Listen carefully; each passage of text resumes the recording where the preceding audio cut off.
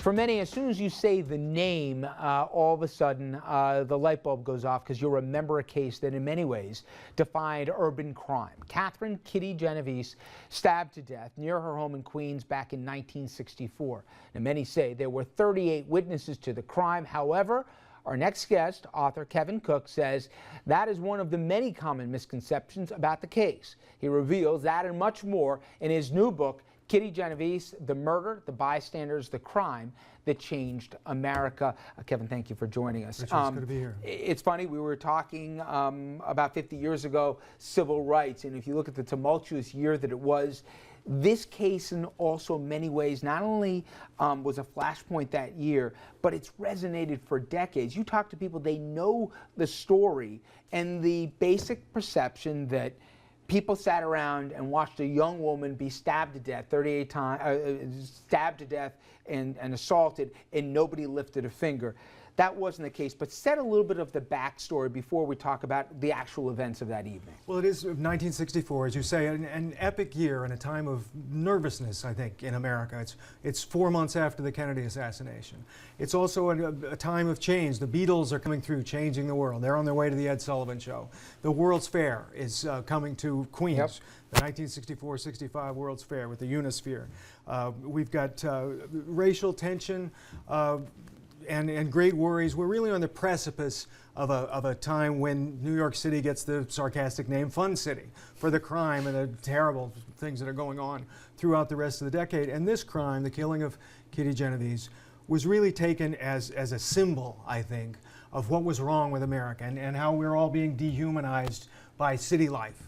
We're living in a place and a time when your neighbors will look out and watch you be killed and not lift a finger. Maybe the term urban jungle really emanated out of this, where it was just a free-for-all, right? That's right. And as the story was reported at the time, as you said, 38 people in Kew Gardens, Queens, looked out their windows for more than 30 minutes as this poor, defenseless young woman was stabbed and killed. And it didn't happen that way. It stuck because somehow it suited the temper of the times, I think. But that is not what happened. As it turns out, we know how many eyewitnesses there were to the fatal attack. There were 2 attacks on Kitty Genovese.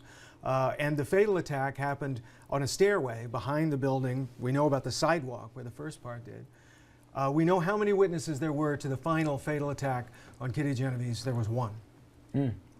And there's also this perception that you didn't even have to be a hero. All you had to do is pick up the phone and call the cops. I think we're conditioned that you hit 3 digits, 911, and the cops come. This is 1964. It didn't work that way. That's true, and it seems so easy to call and immediately get a police car going to where it should be. That's something that grew more or less directly out of the outcry over what happened to Kitty Genovese. But at the time, the police aren't necessarily your friend. There are a lot of minorities of various kinds living in Kew Gardens who might hesitate. There was a lot of confusion. What's going on? People heard a cry.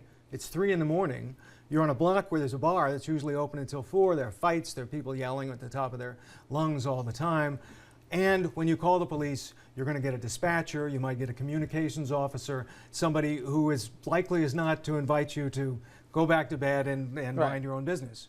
So that is, oddly enough, I think it's both the most notorious and misunderstood crime in the last 50 years.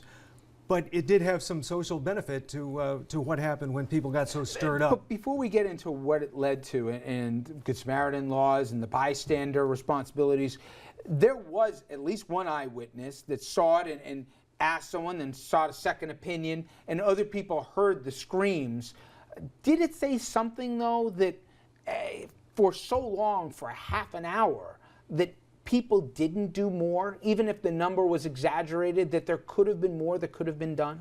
There's definitely could have been more that could have been done. There were 2 men, not only the one at the top of the stairs who was the eyewitness at the very end, but there was an assistant superintendent of the apartment building across the street, in Austin Street in Kew Gardens, who saw the initial attack, who saw Kitty being stabbed by this man leaping out of the darkness. And the police questioned him afterward and said, you know, what was your reaction? He said, well, I thought about going inside and getting a baseball bat and doing something. Instead, I went downstairs and took a nap. There was certainly apathy in Kew Gardens that night. I think as a journalist, what you tend to find is everyone has a different story. I think there were more than 38 stories conflicting and crossing that night. One of the tragedies of Kitty Genovese is she was coming home from work. She was a likable, generous, hardworking person who worked a double shift that night. That's why she's coming home at 3 a.m. Had she worked another 5 minutes or left her keys behind, had the traffic lights changed, she never crosses paths with this killer. This killer also played into this narrative. Person of color here, that was also an element in this as well. Nobody debates that this was some misunderstood character. In fact, I didn't realize he escaped from Attica. And Sure after he escaped from Attica, he assaulted another couple women. And also, did he also commit another homicide here? Or? He committed 2 more rapes. 2 more rapes. Yes, and he felt that he'd actually done a service to society because they were rapes rather than more murders. This is a creature. Yes, this is a creature who has said long after the crime that one of the things about a murder like this is the victim only suffers for a short time, but the perpetrator, he suffers the rest of his life.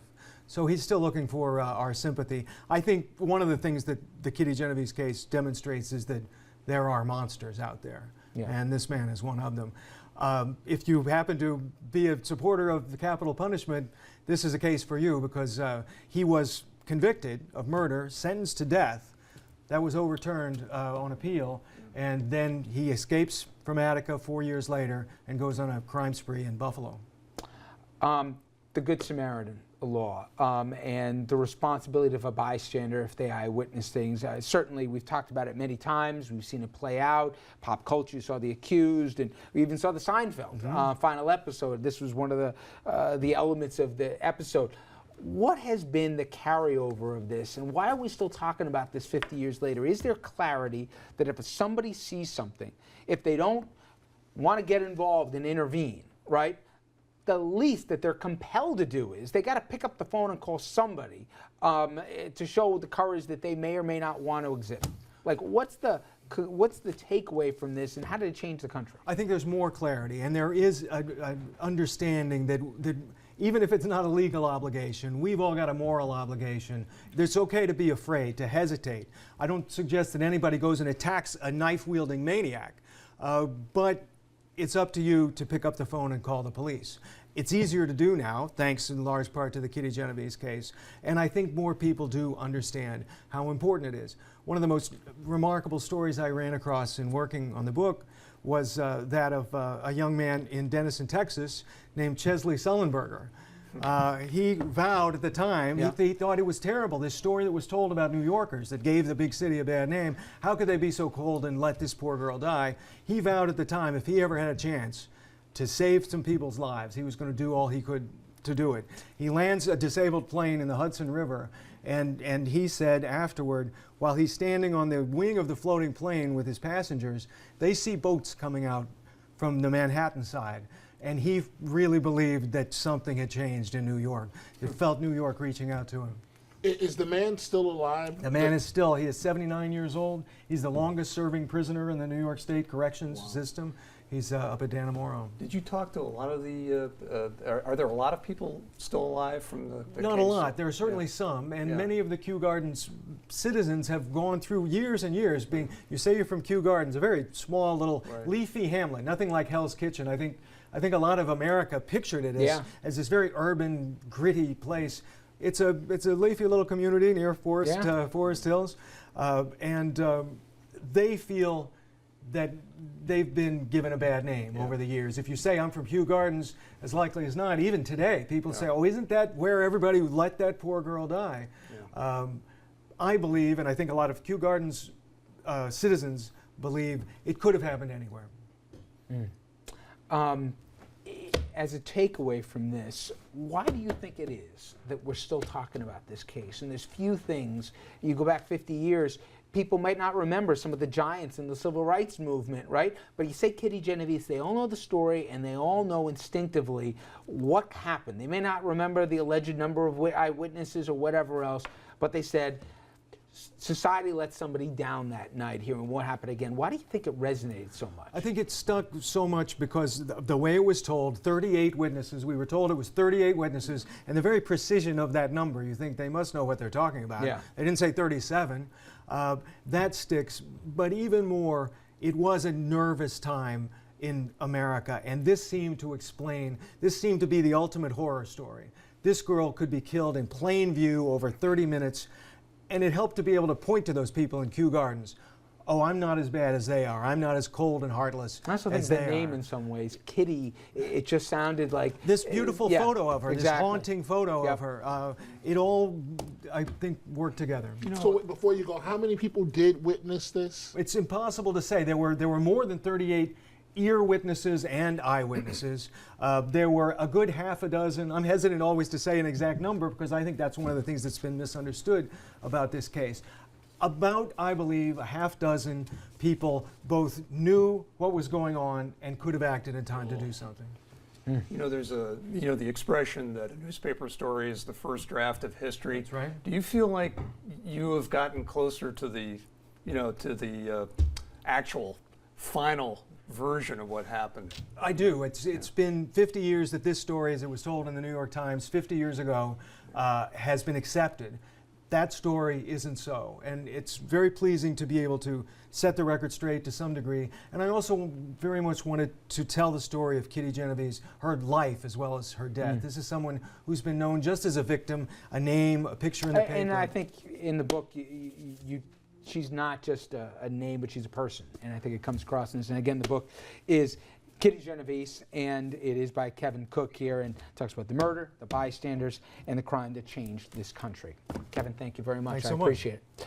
Okay, coming up next, Phil, Dominic, and I talk about Reverend Al here, who, believe it or not, has been called many things, but a snitch never one of them. But the question is, did he work for the feds to turn on the mob? Well, he says no, but a lot of folks saying yes. We're going to talk about that and a lot more after this.